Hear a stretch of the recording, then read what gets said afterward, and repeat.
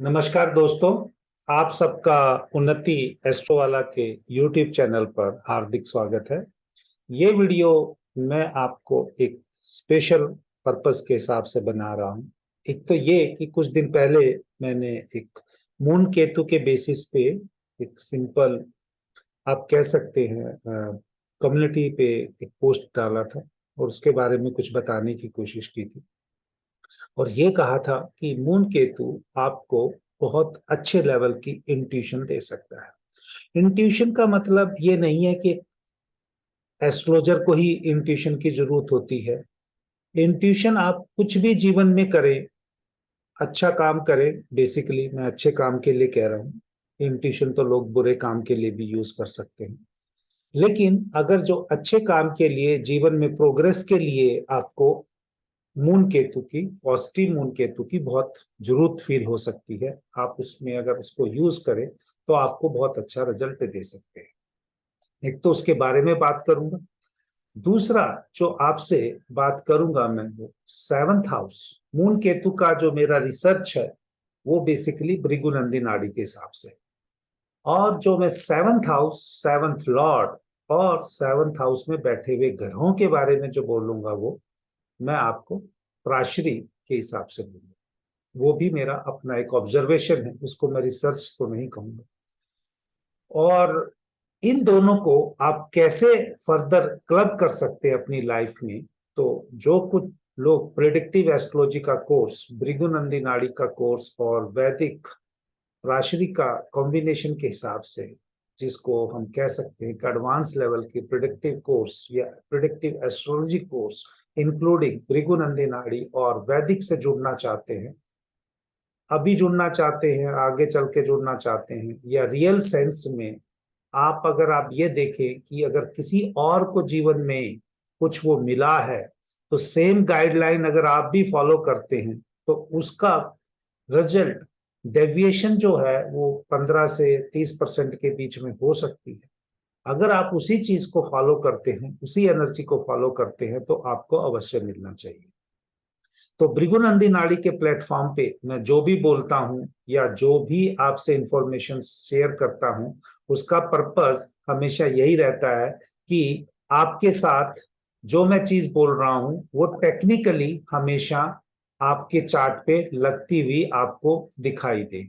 मेरा कभी भी ये मकसद नहीं रहता कि मैं जो किसी और के चार्ट से आपको पढ़ा रहा हूं और वो आपके चार्ट पे नहीं लगता हो। मेरा सिंपल यही मानना है कि जो किसी और के चार्ट पे लगता है वो हमेशा आपके चार्ट पे भी लगना चाहिए। और पढ़ाने का या एस्ट्रोलॉजी का विशेष रूप से यही है कि हम अपने आप को मेंटली प्रिपेयर कर पाए, यानी हम अपने आप को मेंटली प्रिपेयर कर पाए, चाहे अच्छे समय के लिए चाहे बुरे समय के लिए। अगर हम अपने आप को मेंटली प्रिपेयर करते हैं और अपने कर्म उसी शिद्दत के साथ लगे रहते हैं जैसा कि हमारे कर्मा सिद्धांत में लिखा हुआ है, तो सफलता एक दिन आपको अवश्य ही मिलेगी। तो जनता की नजर में आपकी इमेज क्या है, बेसिकली वो सेवंथ हाउस से देख सकते हैं। ये जो आप इमेज देख रहे हैं कि जनता की नजर में आपकी इमेज क्या है, और उस इमेज को मेंटेन करने के लिए कितनी आपको जद्दोजहद करनी पड़ती है, या मेंटेन करने के लिए आपको जो काम करना पड़ता है, वो एक बहुत ही डिफिकल्ट टास्क है। सिमिलरली कि जनता की नजर में आप राजा हैं, इक्के हैं, गुलाम हैं या बेगम हैं, या आप लेबोरियस टाइप के हैं, तो ये कार्ड्स के थ्रू मैंने लिखा है। ये कोई ताश खेलने के लिए नहीं लिखे हैं मैंने, प्लेइंग कार्ड्स आप कह सकते हो। ये आपको बताने के लिए लिखे हैं, जिस तरह से कार्ड्स के अंदर हम, आप कह सकते हैं कि 52 पत्ते होते हैं।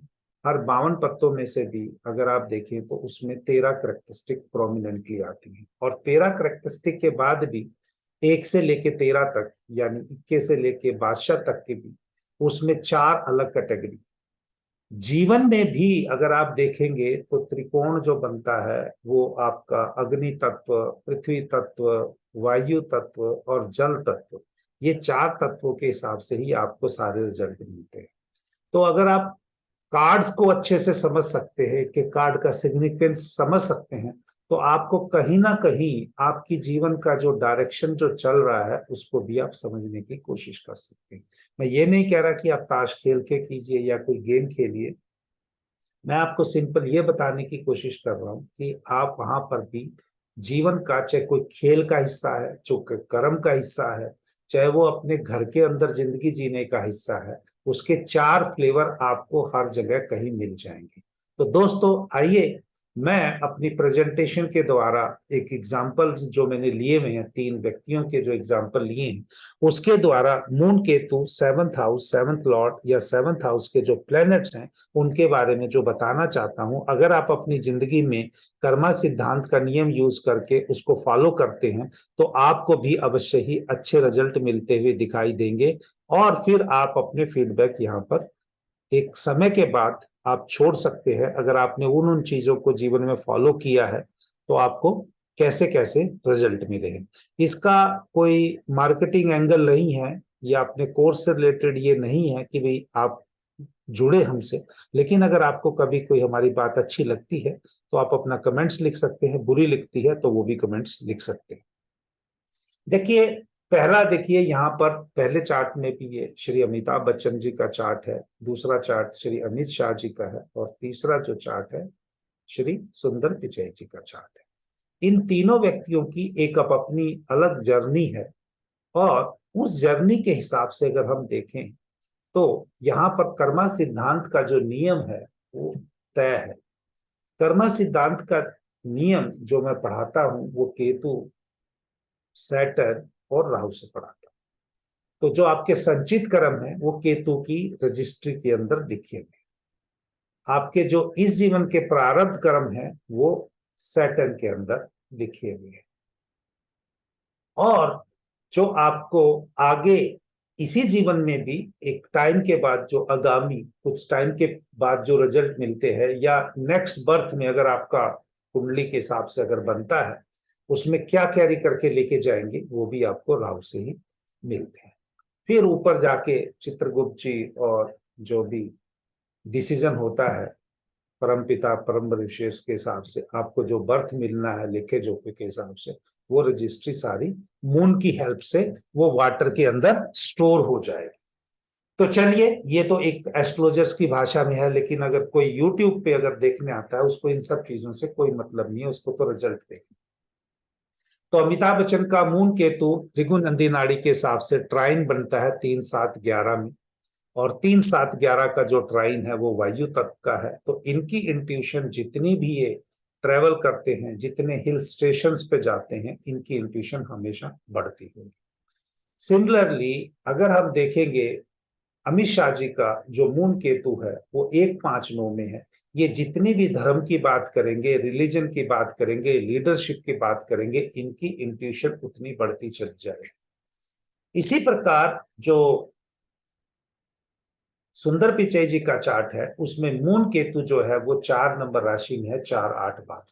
4-8-12 राशि जो है वो एक तरह से इमोशंस की राशि है। अगर ये इमोशंस का आप देखेंगे, और वो 4 नंबर एक आप कह सकते हैं कि होम को भी रिप्रेजेंट करता है, जो घरों के अंदर, ऑफिस के अंदर जो भी चल रहा है, इनके प्रोडक्ट सारे, चाहे वो गूगल मैप से स्टार्ट हुआ हो, चाहे गूगल क्रोम हो, गूगल हो या गूगल पे हो, चाहे आप लेटेस्ट अगर आप इसको पूरा सीईओ से लेके अल्फाबेट के सीईओ तक की बात करें, या अभी हिंदुस्तान की तरफ से जो इनको एक पद्म भूषण का जो अवार्ड दिया गया है वो उसकी बात करें, सब लोग आपको ये मून केतु इंट्यूशन वहीं से 4 नंबर से आपको एक्टिवेट होती है। तो दोस्तों, अगर आपके चार्ट में भी मून केतु है, उसको पॉजिटिव वे में अपनी राशियों के ट्राइन के हिसाब से अग्नि तत्व, पृथ्वी तत्व, जल तत्व या वायु तत्व के हिसाब से आप उसको यूज करें। आप अगर उसको यूज करेंगी, आपकी हमेशा जो इंट्यूशन है पॉजिटिव वे में इंक्रीज होती रहेगी। जितनी आपकी अच्छी इंट्यूशन होगी उतनी आपकी लाइफ में ग्रोथ होगी। तो ये मेरा भृगुनंदी नाड़ी से मून केतु के बारे में बोलने का विचार था जो आपके साथ शेयर किया। अगर आप इससे डिफर करते हैं तो भी फीडबैक दीजिए, अगर आप इससे एग्री करते हैं तो दोस्तों तो भी फीडबैक दीजिए। हो सके तो चैनल को भी थोड़ा बढ़ावा दीजिए, क्योंकि अभी मैं इंफॉर्मेशन आपको एक अलग लेवल की देता हूं। इस चैनल का ग्रो करना और लोगों को तक पहुंचना तभी पॉसिबल हो पाएगा जब इसके सब्सक्राइबर बढ़ेंगे। नहीं सब्सक्राइबर बढ़ेंगे तो लोग आगे इसको और नहीं करेंगे, तो ये ट्रेवल नहीं कर पाएगा। इसके लिए आपकी सहयोग की बहुत जरूरत है, और आप जितना सहयोग देंगे इसको बढ़ाने में उतना ही आपका धन्यवाद।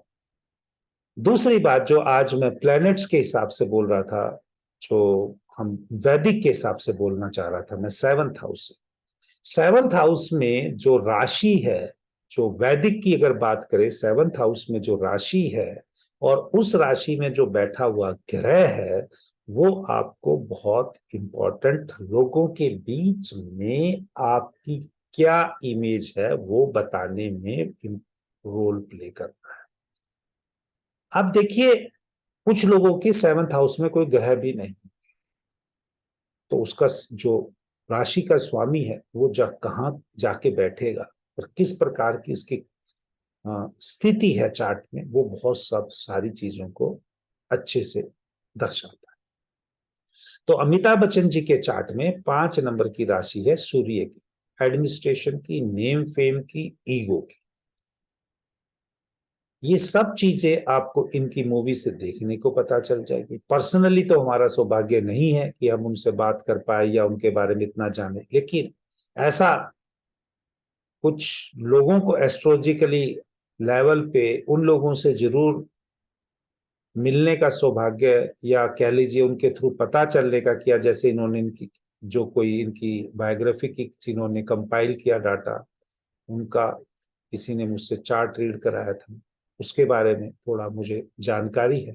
उसके बेसिस पे और जिस हिसाब की ये मूवी में गेटअप में राहु, बिल्ला नंबर 786, आप इसकी इमेज में देख सकते हैं, राहु प्रोमिनेंट है, दाढ़ी फ्रेंच कैट, राहु प्रोमिनेंट है। तो यह व्यक्ति अगर अपनी राहु को प्रोमिनेंट रख रहा है और सन के अंदर उसकी नेम फेम है, कुछ लोग बोलेंगे सन राहु से ग्रहण भी लगता है, वो कभी लगेगा जब उसका जो पार्ट आएगा, दशा आएगी, लेकिन मैक्सिमम 99% वो आपको ग्रोथ उस लेवल की देगा जहां पर दूसरे लोग उस टाइप का स्टेटस पाने के लिए तरसेंगे। तो अमिताभ बच्चन का जो स्टेटस है, अमिताभ बच्चन का जो लोगों के प्रति इमेज है, वो किसी राजा से कम नहीं है। तो ये उनके यहाँ से क्लियर होता है चार्ट से। इसी प्रकार अगर आप अमित शाह जी का चार्ट देखेंगे, सेवंथ हाउस में गुरु की राशि है।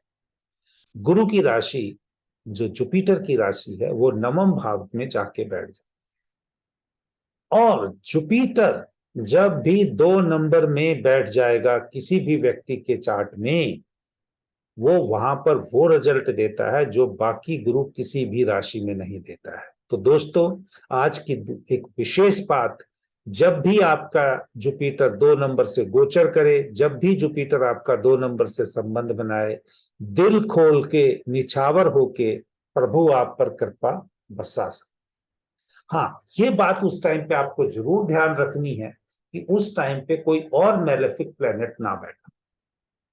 तो इनके चार्ट में जब वो ट्राइन का बनता है संबंध, जुपिटर नवम भाव में बैठ जाता है, वो लगन को भी देखेगा और उनके तीसरे भाव को भी देखेगा और उनके पंचम भाव को भी देखेगा। तो सॉल्यूशन देने की, ट्रेवलिंग करने की, खुद की प्रोग्रेस को वो बहुत बढ़ा देगा। लेकिन जो इनके चार्ट में जो गुरु से जो रिजल्ट मिल रहा है, वो खाली गुरु का नवम भाव में बैठ के या धर्म की बात करने से, या अपने धर्म का प्रचार करने से, या अपने बड़ों का, बॉस का आदर करने से, वो मैं देखता हूं इनके चार्ट में कहीं कहीं से मोदी जी के साथ बहुत पहले से लगे हुए हैं, मोदी जी कुर्सी पे बैठे हैं अडवाणी के टाइम से, ये पीछे खड़े हैं। तो dedication towards to boss from the very beginning, आज नहीं 30-35 साल किया होगा, तब जाके रिजल्ट मिल रहा होगा। इसके अलावा जो एक और चीज है, अगर ये आज होम मिनिस्टर बने हैं, ये जुपिटर का संबंध जब तक चंद्रमा से ना हो तो ये होम मिनिस्टर नहीं बन सकते। एक्सपेंशन है, चलो वो और बात के कुंडली में है, वो विशेष किसी रूप में बताऊंगा। तो जुपिटर और मून का कॉम्बिनेशन, जुपिटर वक्री होके चंद्रमा के साथ आ रहा है 1 नंबर की राशि में, मेष, जो सेनापति लीडरशिप को इंडिकेट करती है, वहां उसकी एक कॉम्बिनेशन होने से ये इनका होम मिनिस्टर तक पहुंच गए। हाँ, क्या इनके चार्ट में आगे की भी प्रोग्रेस इससे ऊपर वाली पोस्ट की भी लिखी? वो अभी किसी और की बात करेंगे। तो ये इनका सप्तम भाव से ग्रह राशि, दो चार्ट्स के ऊपर मैंने बताया। अब तीसरे चार्ट के ऊपर आते हैं।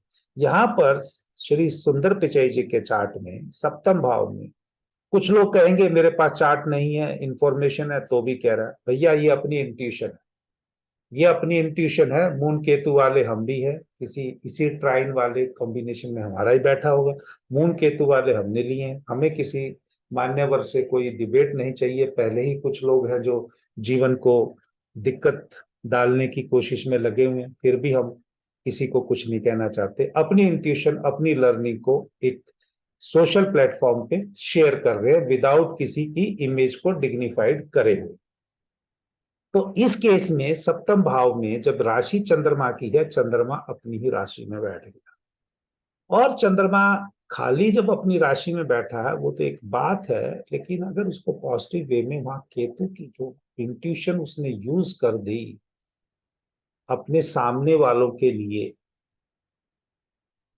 लोगों के लिए, चाहे उन्होंने उसमें बुद्ध कम्युनिकेशन को यूज किया घर घर तक। आज आपके फोन में, आपके लैपटॉप पे या किसी भी जगह आपका गूगल के बगैर, गूगल क्रोम के बगैर या गूगल का सर्वर की सर्च इंजन के बगैर आप कुछ नहीं कर सकते। आपको कुछ भी सर्च करना है तो पहले गूगल पे जाके ही सर्च करता है, सर्च इंजन की तरह। और साथ में इन्होंने खाली ये नहीं किया है, ये ज्वाइन तो इन्होंने कोई प्रोडक्ट मैनेजर या प्रोडक्ट बनाया होगा तो उससे स्टार्ट किया होगा, लेकिन जो इन्होंने जो प्लैनेट्स का कॉम्बिनेशन यूज किया है, मार्स मरकरी, मार्स मरकरी आपको किसी प्रोडक्ट की डिजाइन करने के लिए, चाहे अगर हम प्रोडक्ट की बात करें उसको इंस्ट्रूमेंट कहें, या एक सॉफ्टवेयर की बात करें तो उसको एक मॉड्यूल कहें, उसको फिजिकली एक रूप में देने का मार्स मरकरी का कॉम्बिनेशन बहुत यूज किया।